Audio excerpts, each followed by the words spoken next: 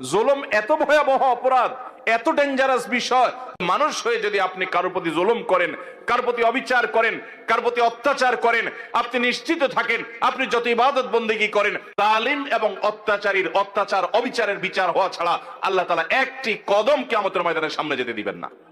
জালিম, অত্যাচারী, অবিচারী, আল্লাহ রাব্বুল আলামিন জালিমদেরকে কখনো পছন্দ করেন না। অনেক লোক আছে দেখবেন, নামাজ পড়ে, রোজা রাখে, হজ করে, দান সাদাকা করে, ওয়াজ নসিহত শুনে, কোরআন তেলাওয়াত করে, তাসবিহ তাহলিল করে।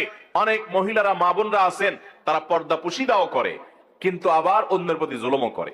শাশুড়ি তসবিহ হাত থেকে নামে না, কিন্তু ছেলের বউর উপর অত্যাচার করে। নিজের মেয়েটার শরীরটাতে তাও দেয়, আর আরেকজনের মেয়েকে পুত্রবধূ করে আনছে, তাকে খাটাতে খাটাতে পাগল বানায় ফেলায়। নিজের মেয়েটার কোনো দোষ চোখে পড়ে না, কিন্তু পরের মেয়েটার শুধু দোষ না, গুণটাও দোষের মতো দেখে। অনেক শ্বশুর আছেন, কপাল